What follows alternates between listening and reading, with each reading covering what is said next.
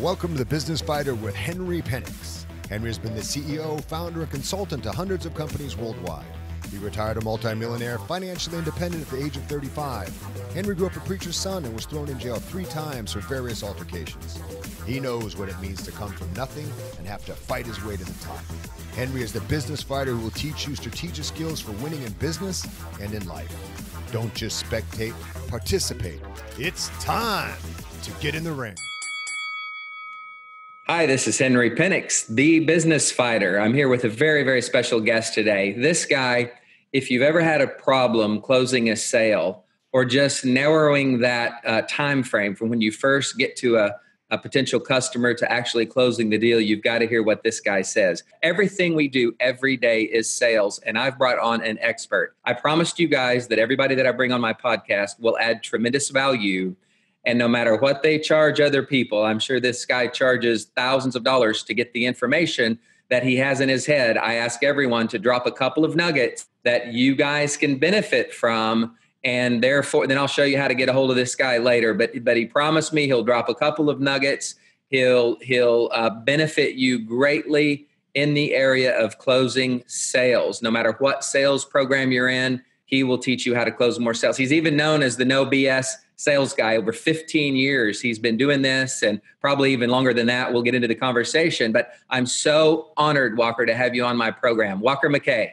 Thank you, Henry. And I want to tell your guests, the people, your listeners, what an honor it is to talk to you and what a great guy you are and how much I've enjoyed getting to know you and what a cool podcast. And I'm so glad you're doing a podcast to share what you know. Thanks for inviting me, Henry. Oh, thank you. Thank you very much. Well, I like to jump right into it, and I like to kind of find out what got you started in sales. When did the light bulb finally go off in your brain that says, you know what, I kind of have a knack for this? And maybe what disappointments did you have early on that you had to overcome that pushed you into being one of the world's greatest sales trainer? Take us down that road just a little bit. So it's funny that you asked that question. You asked when did the light bulb go off that I wanted to be in sales, and that probably went off when I was right out of college. I'm highly ADHD, Henry, although I wasn't diagnosed with it until I was in my 40s, but I was really good at relating to and connecting with people. And I said, gosh, that's going to make me great in sales. And so I went to work for a bank right out of college, which was a good move for me because it taught me some financial background and kind of how people borrow money and how banks work, which was extremely helpful. Yep. And then I said I was making, at the time in 1492, whatever, I was making $18,000. And a buddy of mine was in the commercial real estate business, and he deposited a check from one commission of like $18,000 from one deal. And I was like, shit, why am I doing this? Oh my gosh. And so I said, I'm going to get in the commercial real estate business at 23. And because I was great at sales, because I knew everybody, and because I had this great personality. And I got into the commercial real estate business, and I darn near starved to death for about 8 years. Oh, no. Because what I learned was, and there's a longer story here, there is a lot more to sales, I've learned. I used to think that sales is all about having a personality for sales. What I've learned is that there may be a personality for sales. I find that most people that believe they have a personality for sales, it means they talk too damn much and maybe they're pushy. So I ended up hiring a coach about 10 years in the commercial real estate business and changed my life. So you were a natural extrovert and you Yes. love people. You had a great personality, but you quickly found out it's not just that makes a good salesperson, right? What I've learned that sales is more than just making friends, right? I had lots and lots of friends. I was the great guy to go drink beer with, but I wasn't doing what it took to go build trust with people. And ultimately, I believe sales is having somebody trust you enough to give you money to make a problem go away. It's not just, do I like this person? Right. So after you got a coach, and I believe in that 1,000%, I think everybody should have a mentor. There's one thing that a mentor could say to you. There's one thing that you might hear somebody help you with that will keep you from falling in the potholes that they fell in. If you can get a mentor that's successful in your field and is doing what you want to do, I believe in that all day long. I think we can shorten our own cycle to success by getting successful mentorship. So you said you got into it at 23. You almost fell on your face for a year. You got a mentor. Yeah, 8 or 9 years almost. Some years I made a bunch of money. Some years I made, a couple $100,000, and some years I made $10,000. It was no way to live. I was, I was not following a process, and it was kind of a mess. And you mentioned there's some things that a coach can teach you. I'm going to tell you the first lesson the coach taught me. Please. I was introduced to him by a friend of mine who, we all have these friends. He's a dear friend, and I tease him. I tell him he's not one of my smartest friends, right? He told me he'd hired a sales coach, and I said, "You dumbass, what do you need a sales coach for?" And he said, "Well," I said, "I think he can teach me to sell better." And I said to him, "You know everybody. You know the same people I do. Why in the world do you need a sales coach?" And he says, "Because I think I can be better." Well, my poor dumb friend, I knew he'd been ripped off, so I went to the sales coach to go get his money back. And anyway, I ended up having a nice conversation with the sales coach, and he said, long story short, he said, "So Walker, you're in commercial real estate. You must be making $700,000-800,000 a year." And I said, "No." And he said, "Well, why not?" And I said, "Well, because the economy, and because my boss is a jerk, and there's a lot of politics in the office, and because, well, it's Columbia, South Carolina." And he said, He said, "Suppose I told you I thought those were excuses." And I was like, holy shit. And it was like somebody took a knife and ran it through me. And then he said, "Walker, where else are you making excuses in your life?" And I was like, "Oh," and I almost threw up. Stop the pain. Stop the pain. And so I wrote him a check that day. I went there to get my poor dumb friend's money back. And I ended up writing him a check that day to help me, and my check bounced, but he kept me anyway. Oh, no. Yeah, true story. And I ended up, he was my coach for 3 years. I started my own commercial real estate business representing buyers. And then he called me about a year and a half later and said, "I'm growing my business to other towns in South Carolina. I want to expand it. You understand what I'm doing. Do you want to come be my partner?"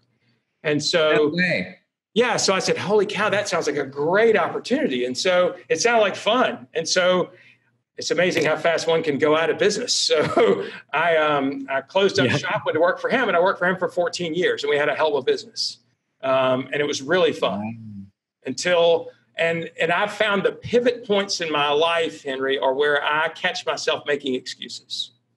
Yep. That was the point at 32 or 33 years old is where I grew up, right? Where I realized it wasn't anybody else's fault. It was my own. Sure. And I found after working in a partnership with this guy whom, when I admired him very much, but at some point I got to where I didn't maintain our relationship like I needed to, and it kind of fell apart. And so I began to blame him for my anger, right? I began to blame him for the bad stuff going on. And I caught myself and I said, "You know what? You got to take away the excuse." And so I went to him and I apologized for being such a jerk, and I quit. And I had a 3-year non-compete, and I did other things to bide my time until I could go in and start my own.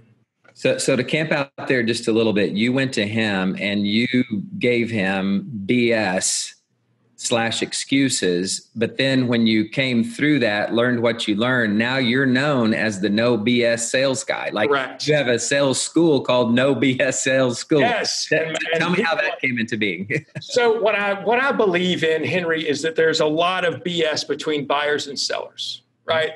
That people say, "Oh, buyers are liars." And then, people that are prospects, they think that all salespeople lie. And what I realized is that telling the truth is a pretty good way to do things. Right. And I have a process that I teach people that helps get the truth from the prospect. And so I want to be completely honest, and I want to be transparent, and I want my process to be transparent when I'm selling.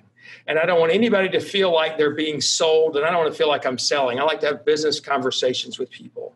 And so how do you do that? Break that down a little bit, because I feel like there's one of the nuggets that you can maybe drop here. Give me a high point of that. And what's, out of, I'm sure, 100 things that you teach, give me that one or two pivot point, those one or two things that if you don't do this, you are going to fail. Give me some of those. So a couple of things. One of the main things that I teach, and I think is so important, and where most people fail, is in not managing everyone's expectations before the meeting. So if I were to walk into, and I'm happy to do a role play with you, right? Let's pretend you're a prospect here. Let's just do a quick role play. I do something called an opening contract. So when we start a meeting, I'll say, "Hey, Henry, how much time did you set aside for this meeting today?" 45 minutes. 45. Okay, great. What were you hoping we could talk about in the next 45 minutes that would make this a good use of your time? Well, Walker, I want you to give me all the information about what I'm looking at buying from you. I want to be able to understand it, understand the terms. My time is money. I'm a very busy man. So let's get with it. Perfect. I'm with you on that. All right. So here are some things. Do you mind if I let you know what it is I'm trying to learn from you as well? Do you mind if I do that? No, that would be great. So typically I want to find out, Henry, kind of where you are versus where you want to be. I want to find out kind of where issues are, whatever's bugging you. I'm going to ask you about that stuff. I also want to find out about your budget and how you make a decision. Okay. Are you okay if we talk about that stuff? Yeah, that's great. If I get the feeling, Henry, that I'm not going to be the right fit for you, that you shouldn't buy from me, are you okay if I'm just straight with you and tell you so? Yes, absolutely. Thank you. Do you mind doing the same for me? If you get the feeling, whatever reason, I'm not tall enough to ride the ride, you don't think that I'm the right person to help you, do you mind just saying no thanks? You won't hurt my feelings and I will not try and change your mind. Is that okay? Yeah, absolutely. Thank you for the transparency. Absolutely. Here's the harder question, Henry, before we move forward. Let's pretend that it's the end of the meeting and you are thinking, you know what? This guy can help me. And I'm thinking, you know what? I think I can help Henry. What would you see happening next? Probably go on to the terms and conditions and see if I'm okay with pricing. Okay. So typically at the end of our meeting, we will have gone over that kind of stuff, right? And gone over it. If you're not completely comfortable, I want you to tell me no. But if you are, typically it means that you would sign a contract and write me a check. At the end of our meeting, if you've gotten all of your questions answered and everything taken care of, are you okay? Tell me whether or not you want to move forward. Well, Walker, I'm kind of the guy that likes to think on things a day or two, and I don't know if I'd be ready to write you a check at the end of our meeting, but I would at least take that information and think about it. Okay, that's great. Here's my biggest fear, Henry. At the end of our meeting, and you say you want to think about it, what you're really thinking is no, but you'd be afraid to tell me. I'm not afraid to tell anybody anything, Walker. I'm very upfront with people, and I just have learned that if I can think on something, sleep on something at night, I make better decisions. Awesome. All right, so end of role play. So What just happened? Yeah, you were very transparent. You set expectations and you drew me a blueprint and a map of the whole process before we even started. Yes. And Wonderful. So a great time to do that is on the telephone before the meeting so that I know, right? And so my belief is that the people I'm supposed to be calling on are decision makers. Yep. Right? That's the title of the person I'm supposed to be calling on. So what should a decision maker be expected to do? Make a decision. Right. And so what I want to do is if it's before the meeting, especially, and we're just doing a role play on a podcast, but I would want to figure out something by the end of the meeting that you could tell me yes or no to, because what I've learned in my, 35 years of selling is that if at the end of a meeting when somebody's had all their questions answered and gotten what they needed from me and they're comfortable with that, if they still need to think it over, 90% of the time, that's a no. Especially if they're warned ahead, if they're told ahead of time, let's figure out if we can say yes or no. So I want to figure out at the beginning of the meeting, what can we decide yes or no on? And maybe it's not buying, maybe it's some shorter step. But my belief is that salespeople create a longer sales cycle because they're afraid of making decisions or they think other people can't. Oh my God. Guys, listen to me very closely. This is Henry Penix, the business fighter. We're on a podcast with Walker McKay. No BS sales school. When I first heard that, I thought, I wonder if this is all that it's cracked up to be. Let me tell you something.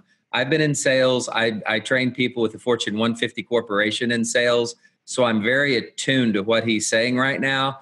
And he is the real deal. He just walked you through steps that will create a totally different outcome for you, a better outcome for you if you use those steps. The best thing that you could do right now, and we're not done yet, I've got a couple more questions for him, but the best thing you could do right now is think of 10 people you could share this podcast with. Right now, if you know somebody in sales or even going to go buy a car, I don't care. They need to know this process. No matter what you do in life, it involves sales. Sit down right now, write down 10 people that could benefit from this thing. You go back, listen to it 3 times. The role play we just did would cost you thousands of dollars and years of practice to get down. We're giving it to you free. Take advantage of that. Share your wealth. Share it with people that you love. And remember to connect with Walker because he does know what he's talking about. Walker, that right there was worth the whole podcast. I mean it. I'm not just trying to make you feel good because I would call you out on your BS if there was any. You know that. You know me. Yes, I do. It's been amazing. Wow. So what I've learned, again, is that if we just manage people's expectations, I did a study, it's an informal study, but I interviewed some salespeople and interviewed some business owners. And I said, all right, salespeople, here's your role play. I want you to, you've got your ideal prospect right in front of you. You're getting ready to have a meeting with them. How much time do you need? And they said an hour. And I said, who are you hoping would do most of the talking? They said, the prospect. And I said, how are you hoping the meeting would end? They said, contract, sale, check. Right. But then I go inside and I talk to the business owners and I say, okay, you've got a sales guy out there to meet you. You're busy, right? He's on your calendar. How much time you got for him? They said 5 minutes. Oh, no. Who are you hoping to do most of the talking? They said, this sales guy. And how are you hoping it would end? And the business owners said they'd leave their information and get the hell out of here. So totally opposite than the expectation of the salesperson. Right. And so if you knew that's where we started, why in the hell would we not get together and agree with stuff on the front end, right? So all about transparency and getting permission to ask questions and learning about stuff. And your job is selling is never about the salesperson. It's about understanding your prospect. Guys, this is so rich. I hope you're getting this. I hope you are taking notes. I hope you listen to it again and again and again. Walker, I want to ask you something. I think a lot of salespeople, no matter how great a personality they have, or no matter how outgoing or how well they look or how well they dress or whatever, it seems like there's a lot of salespeople that are almost afraid to close. Like it's almost, well, if I don't mention it, maybe he's not going to mention it and I won't get uncomfortable and maybe something magical is going to happen at the end of the meeting and he's going to write me a big fat check. Like this is the fantasy world. I think 90% of the sales people are in right now. Yes. So a lot of people, there's this funny thing that there's this thing, especially in the South, Henry. I don't remember where you were born in Arkansas, right? No, Oklahoma. I'm sorry. I'm a little bit Southern, yeah. A little bit Southern. So a lot of people in the South, they have this thing we call they have a high need for approval. They want people to like them all the time. And so they're afraid of any confrontation. And so if your So another pet peeve of mine is people that talk about, I'm just relationship sales. And what that often means is they just want to go make friends with people. And there's a difference between friendship and business relationship. Friendship, the goal of a friendship is the friendship in itself, right? There's nothing more than that. Right. The goal of a business relationship is two people that knowingly and willingly help each other reach their own business goals. I love that. And most salespeople just go, I've got a relationship, which means that guy will take my call. And if I invite him to play golf, he'll let me pay for it. And that's a bunch of junk. Yeah. So take that BS out. I ask my salespeople, when you have a sales call, say, do you mind if we have a business conversation? If you're going and you want to have a talk with your friend about business, say, do you mind if we have a business conversation? Don't trap people. Wow. Don't surprise people or you're just being nice to them and all of a sudden you try and close them because then you're disingenuous. You're not even being a friend. Yeah, that's worse than being confrontational. I mean, because then you feel like you're being set up. And if you've been sold anything in your life, you're wary of that even before the salesperson walks in. Correct, because that's what we're used to. So I want to be the people that I train, I want them to be different than every other salesperson anybody's ever dealt with. I want them to feel different. Walker, this has exceeded my expectations already. What you have shared, I usually talk a lot about people's history and their past. We jumped right into a role play. You have given some nuggets already that I don't even want to mess the rest of this podcast up by adding anything else. I'm serious. Like you've heard, like in sales, the first person who talks loses, or you can sell yourself out of a deal. I don't even want to sell myself out of this thing, man. This has been rich. The only thing I want to know right now is how do people get a hold of you and how can they get more of this information? So sure, there are a couple of ways to get in touch with me. I have a Facebook group that's the No BS Sales School, the No BS Sales School with Walker McKay on Facebook. I also have a free video series, the 7 Sales Mistakes. So you can find it at www.7salesmistakes.com. That'll show you 7 common errors that people make when they're selling. And or you can reach me via email at walker@walkermckay.com, WALKERMCKAY. That's how you can reach me. Henry, what a pleasure to be on your show. Thank you. Oh, no, you've been amazing again. You've knocked it out of the park. I know when we talked a few weeks ago, you were the kind of guy that I wanted to have on my podcast. I promised my listeners that I would bring people on with heart and people that were the real deal. I don't want BS either. We're all too busy to sit around and just hear ourselves talk, but you have given amazing value. This has exceeded my expectations. That's all I can say. Guys, listen, again, write down 10 people you know right now. Send this to them. Share it with them. That's what you can do for Walker and I. When we set aside our busy schedules and we're talking with people, we're training people, the thing that you can help us out with is to share it, because the more this is shared, the more people get helped. And that's why we're doing it in the first place. This is Henry, the business fighter. You can find me on Instagram at Henry Penix. I've got henry.penix@gmail.com if you want to email me directly, or you can go to my website, henrypenix.com. If you go to henrypenix.com/winning, I'll give you a free PDF on the 5 ways to negotiate any business deal. You can combine that fact with what we've just learned with Walker, and I don't know of anything you can't sell after. Right, Walker? Right. So I'll also tell you, Henry, yeah. I want people to subscribe to your podcast, and I want them to rate it and review it, because that's how more people will find it. So subscribe to the Business Fighter podcast and rate it and review it. Oh, Walker, you're amazing, man. Thank you so much. I want to have you on again, and have a great day. Thank you so much. You're welcome. Okay. See you later. Thanks.